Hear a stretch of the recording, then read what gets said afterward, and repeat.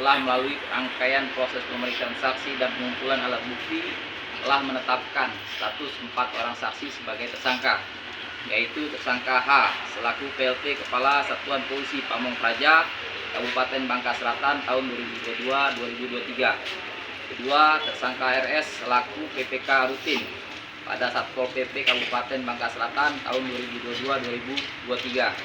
Tiga, tersangka S selaku bendahara pada Satpol PP Kabupaten Bangka Selatan tahun 2022-2023. Dan 4, tersangka YP selaku penyedia dari PP Yoga Umbara. Atas perkara dugaan tindak pidana korupsi dalam penyalahgunaan anggaran belanja pada Satuan Polisi Pamong Praja Kabupaten Bangka Selatan tahun 2022-2023. Kasus posisi bahwa Satuan Polisi Pamong Praja Kabupaten Bangka Selatan pada tahun 2022 telah menggunakan anggaran sebesar 13.074.158.418 rupiah, dan pada tahun 2023 sebesar 15.025.698.262 rupiah dalam pelaksanaan kegiatan program penunjang urusan pemerintah daerah Kabupaten Bangka Selatan. Terdapat fakta perbuatan berupa pembuatan laporan pertanggungjawaban fiktif atau palsu sebesar 412.516.414 rupiah.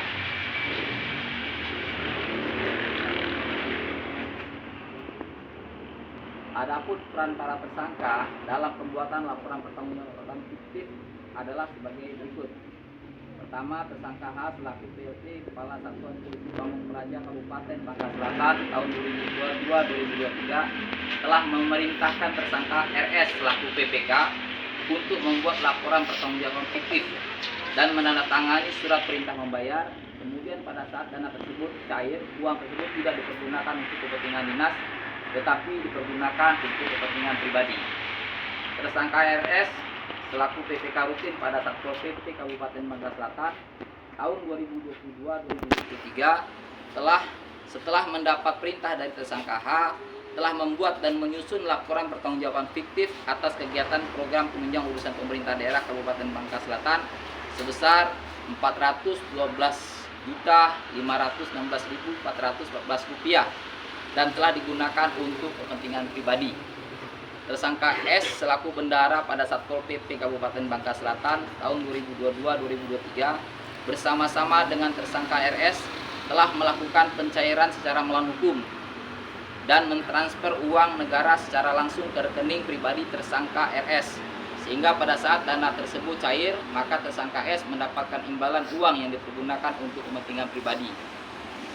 Tersangka YP selaku penyedia dari CP Yoga Umbara berperan sebagai penyedia dokumen-dokumen yang akan digunakan sebagai laporan pertanggungjawaban fiktif dan mendapatkan imbalan sebesar 2,5% dari nilai proyek, serta dijanjikan oleh tersangka RS akan mendapatkan proyek-proyek lainnya di Satpol PP.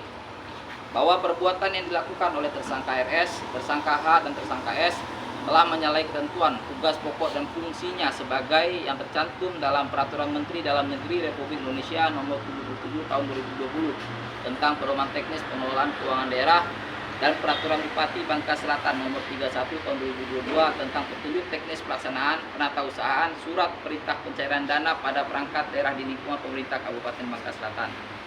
Bahwa akibat perbuatan para tersangka tersebut telah mengakibatkan kerugian keuangan negara yang hingga saat ini sudah ditemukan sebesar 412.516.414 rupiah, dan terhadap nilai kerugian tersebut masih dapat bertambah seiring dengan penyidikan yang masih berjalan.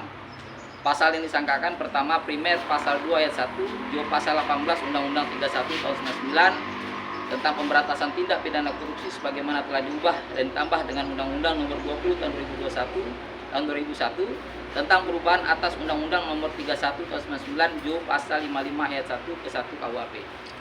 Subsidiar pasal 3 junto pasal 18 Undang-Undang 31 Tahun 99 tentang pemberantasan tindak pidana korupsi sebagaimana telah diubah dan ditambah dengan Undang-Undang Nomor 20 Tahun 2001 tentang perubahan atas Undang-Undang Nomor 31 Tahun 99 junto pasal 55 ayat 1 ke 1 KUHP.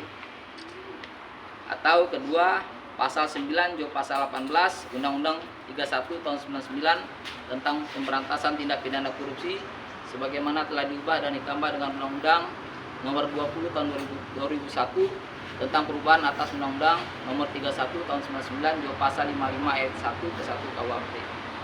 Tindakan hukumnya bahwa setelah mempertimbangkan alasan penahanan, maka terhadap tersangka RS, tersangka H, tersangka S, dan tersangka YP selanjutnya ditahan oleh tim penyidik Kejaksaan Negeri Bangka Selatan di Lapas Kelas 2A Pangkal Pinang selama 20 hari ke depan berdasarkan surat perintah Kajari Bangka Selatan. Demikian disampaikan. Atas perhatian dan dukungan masyarakat kami mengucapkan banyak terima kasih. Izin Pak.